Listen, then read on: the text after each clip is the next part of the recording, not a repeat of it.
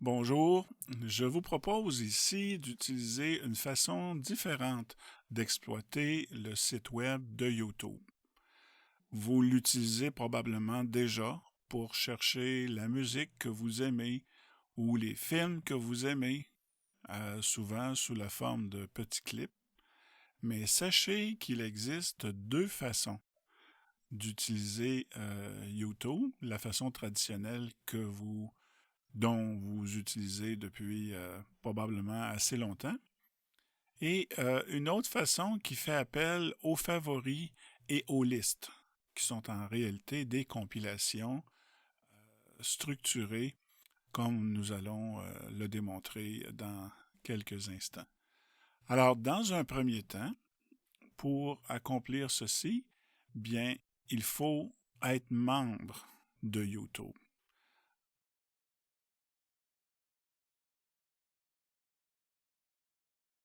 C'est une procédure relativement simple. Je vais ici dans le haut du document et puis je vais cliquer sur le bouton Connexion. Et bien sûr, si on est déjà membre, on peut déjà entrer ces informations ici. Sinon, il faut créer un compte. Et il ne faut pas avoir peur de créer ce compte avec Google. C'est le prérequis pour exploiter YouTube.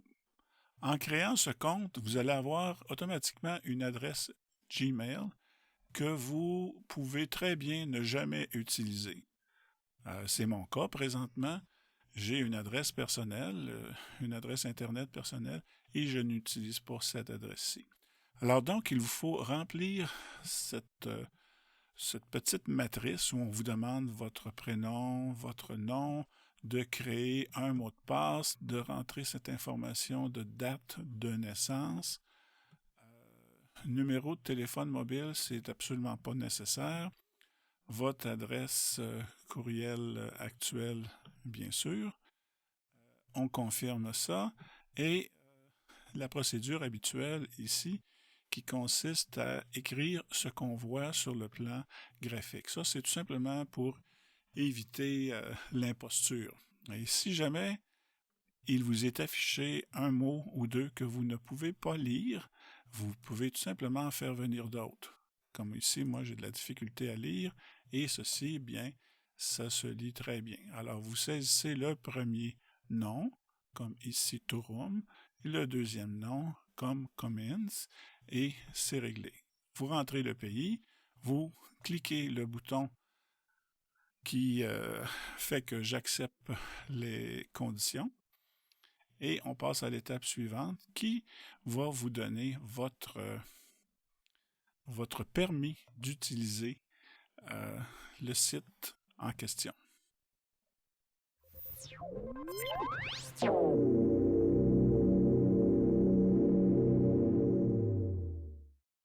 Alors nous voici dans la version de base, c'est-à-dire que nous n'avons pas encore établi de connexion. Alors c'est quand même intéressant, on peut chercher des titres. Par exemple, ici, je vais chercher une version, je vais essayer de me trouver une belle version du canon de Pachelbel.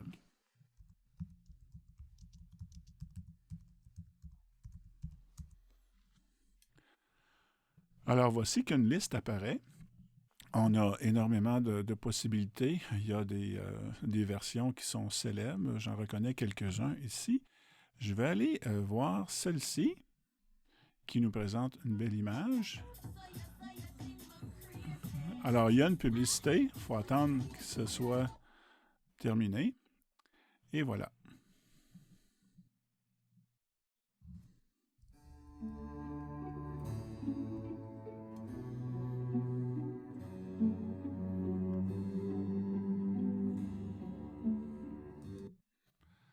Alors, c'est une belle version, comme on voit. Et qu'est-ce qu'on peut faire avec cette version-là? Et c'est ici que toute la différence va s'établir. Est-ce que je peux, par exemple, indiquer que j'aime cette version? Alors, non. On voit que on nous invite à nous connecter. Donc, je ne peux intervenir.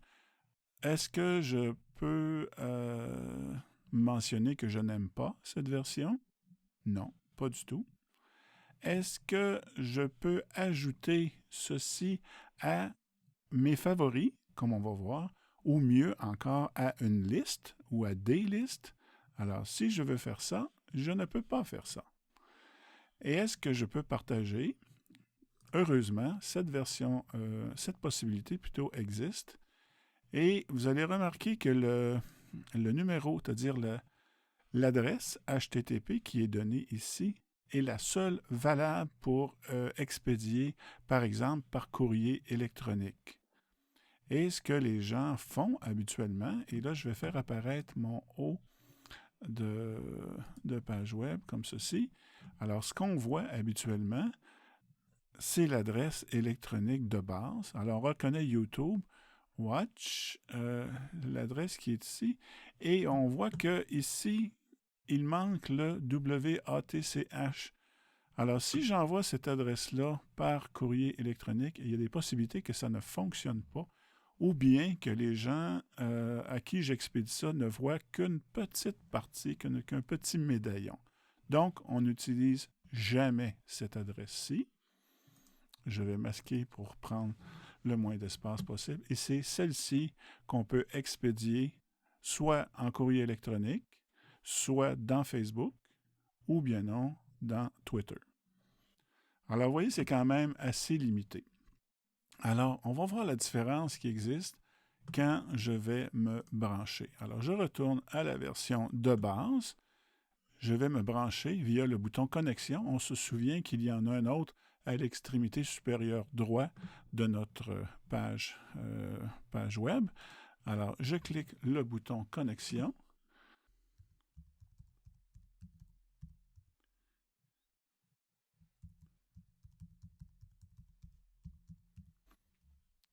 Mon mot de passe et j'établis la connexion.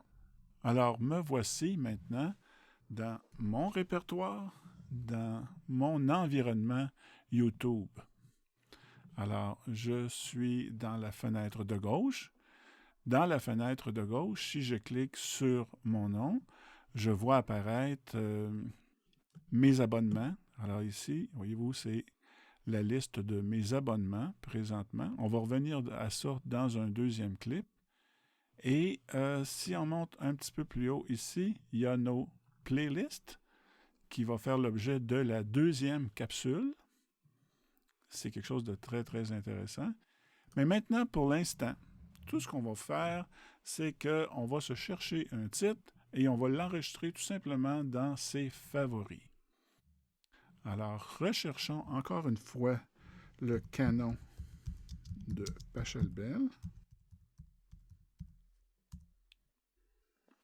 Je revois les mêmes types qu'on m'a offert tout à l'heure. Si je viens cliquer sur cette version-ci, alors il arrive souvent qu'une petite publicité apparaisse. Dès qu'on a la possibilité, on l'ignore. Et voici une autre version, peut-être la plus belle version du canon de Pachelbel. Alors, j'arrête ça pour l'instant. Maintenant, je peux confirmer que j'aime cette version-là, donc je participe aux statistiques des gens qui ont apprécié cette musique-là. Soit dit en passant, 250 000 personnes ont visité cette page web du canon de Pachelbel. 700 personnes ont joué le jeu du cliquer bouton j'aime et il n'y a aucune personne qui n'a mentionné que ce n'était pas une belle version.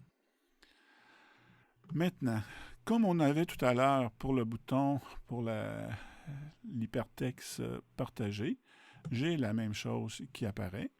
Jusque-là, ça c'est correct. Donc, on peut l'envoyer par courrier électronique, cette adresse-là. On peut l'intégrer dans une page web, ce qui fera l'objet d'une autre capsule. Mais surtout, et c'est là que je vais insister, on peut ajouter à. Alors, on peut ajouter ça à ses favoris. Alors ici, on va remarquer que j'ai 389 favoris. J'ajoute cette version-là à mes favoris.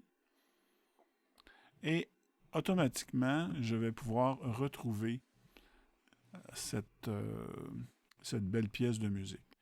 Je vais faire une autre recherche.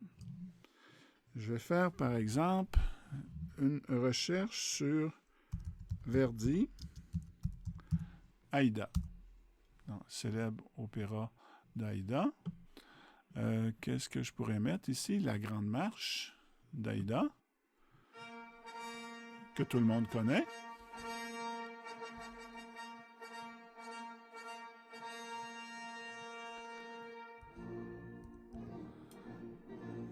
Alors, on arrête ça. Et je veux garder la trace de ça parce que je veux me faire une espèce de compilation. Alors, je procède, je viens ajouter ça à mes favoris en cliquant le bouton ici. J'ai maintenant 391 favoris. Alors, jusque-là, c'est formidable. On est en train de se monter une super compilation. Mais dans cette compilation-là, qu'on appelle favoris, on va retrouver plein de choses disparates. On peut aussi bien retrouver sa recette de tartare de saumon préférée à côté de la messe en si mineur de Bach, à côté de plein de choses qui nous intéressent aussi. Voyons maintenant comment on peut avoir accès à ses favoris.